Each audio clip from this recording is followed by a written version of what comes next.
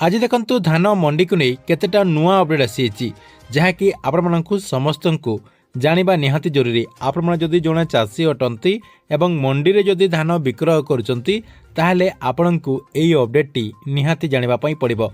काहेकि ना आपणकर जो धान मंडी रहिछि धान मंडी को नहीं एई अपडेट रहिछि। तबे कोन अपडेट रहिछि आपणको मु एई वीडियो माध्यम रे गोटे गोटे करे जणदेबी जहाँकि आपण माने वीडियोटी को शेष पर्यंत देखिला परे से नहीं पूरा इनफॉरमेशन टी जानि परिबे। सेदिपाई वीडियोटी को बिना स्किप करके शेष पर्यंत देखंतु। ता पूर्व वीडियो को गोटे लाइक कर दियंतु एवं जो माने चैनल टी को एजा सब्सक्राइब करनाहंती चैनल टी को सब्सक्राइब कर दियंतु।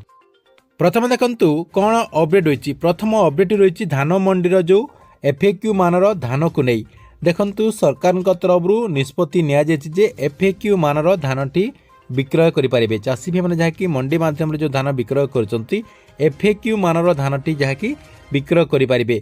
एने देखंतु राज्य जो मिलर संघ रही से मिलर संघ मध्य दाबी करचंती जो चाषींकर धान जहाँकि एफएक्यू मानर अटे से चाषींकर धान जहाँकि सरकार तरफ किणा जिवो। अर्थात आपणकर जो मिलर माने रही से मिलर माने किणिबे बोली सीधा सलक मिलर संगठन तरफ जहाँकि कुहा जाउची। अर्थात आपणकर जो मंडी गुड़िकर जो मिलर माने आछंती से माने जहाँकि ए नहीं दाबी करचंती।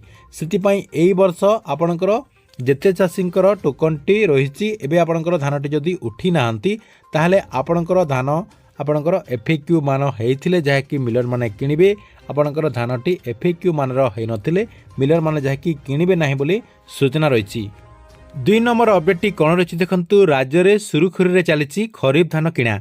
ए ने सूचना देचंती खाद्य जोगान मंत्री कृष्णचंद्र पात्र एवं मंत्री कहिचंती जे संबलपुर बरगढ़ सुवर्णपुर आदि जिले में धान क्रय सरिलाणी।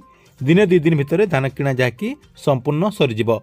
या सहित आउ कोन अपडेट देचंती सही बोली जनवरी 27 सुधा सरकार तरफ आपणकर 37,51,225 मेट्रिक टन धान किणा सरी। अर्थात जनवरी 27 तारीख सुधा सरकार तरफ एतिकी धान किणा जाइछि। एही बाबद को सरकार तरफ चाषी अकाउंट को 8,000 कोटी रु अधिक टंका जहाँकि पठा जाइछि अर्थात पैठ करा जाइछि एवं 30 जिले में धान किणा एबे जहाँकि जारी रही। वर्तमान जहाँकि सबु जिले में मंडी खोली सारी एवं सबु जिले में धान किणा आरंभ हो जाइछि।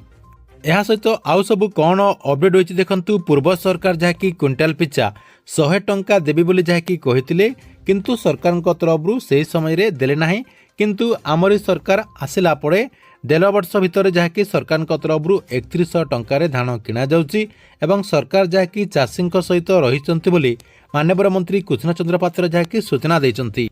यह सहित माननीय मंत्री आउ सबू कौन इनफॉरमेशन देइचंती देखंतु धान किणारे कैपिंग व्यवस्था आरंभ करा जाउछि बोली माननीय मंत्री जहाँकि सूचना देइचंती एवं बड़ चाषी अधिक धान विक्रय करि परिबे नाही। यह जहाँकि सत अटे किंतु माननीय मुख्यमंत्री मोहन माझींकर उपरे निर्भर करुच्ची। राज्य में बड़ चाषी मात्रा जहाँकि मात्र 1.5% रही सरकार तरफ से विचार विमर्श कर जो बड़ चाषी गुड़िक रही से जहाँकि मंडी में अधिक धान विक्रय करुँच सरकार तरफ से तो आपणकर इनपुट सब्सिडी दिगला ना। अर्थात जो चाषी भाई मैंने आपणकर 150 क्विंटाल रु अधिक धान विक्रय करेंगे से धानटी को 150 क्विंटाल पर आपणकर 2369 टंकार केवल किणा जाउथला एवं से ने सरकार तरफ नियम मध्य करा जायछि जे से धानटा को आपणकर 2369 टंकार किणा जिवो एवं आपणकर जो इनपुट सब्सिडी बाबद को 800 टंका जो दिया जाउथला से 800 टंकाटी दिया जाउ नाही। या सहित देखंतु माननीय मंत्री आउ सबु कोन इनफॉरमेशन देइचंती एवं से कहिचंती जे एथर जहाँकि धान किणारे टेक्नोलोजीर व्यवहार करा जायछि। टेक्नोलोजीर व्यवहार जोगु जालियाती जना पड़छि। सैटेलाइट माध्यम जहाँकि चित्र उत्तोलन करा जायछि अर्थात सरकार तरफ सैटेलाइट माध्यम जहाँकि सर्वे करा जायछि सेथिरु जना पड़छि केउ जगह आपणकर रास्ता रहिछि केउ जगह नदी रहिछि केउ जगह पोखरी रहिछि एवं केउ सबु जगार रेजिस्ट्रेशन होइछि।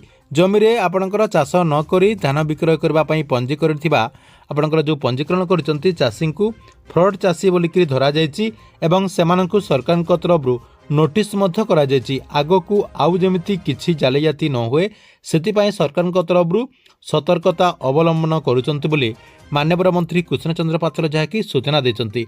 कहबाक गले धान मंडीर जो ବିକ୍ରୟ ପ୍ରକ୍ରିୟା ରହିଛି ସେହି ବିକ୍ରୟ ପ୍ରକ୍ରିୟାକୁ ସ୍ୱଚ୍ଛତା ଆଣିବା ପାଇଁ ରାଜ୍ୟ ସରକାରଙ୍କ ତରଫରୁ ସମସ୍ତ ବ୍ୟବସ୍ଥା କରାଯାଉଛି ଏବଂ ଚାଷୀ ଭାଇମାନେ କେମିତି ତାଙ୍କର ଧାନଟିକୁ ମଣ୍ଡିରେ ଠିକ୍ ଠାକ୍ରେ ବିକ୍ରୟ କରିପାରିବେ ସେ ନେଇ ସବୁ ବ୍ୟବସ୍ଥା କରାଯାଉଛି ବୋଲି ସୂଚନା ରହିଛି।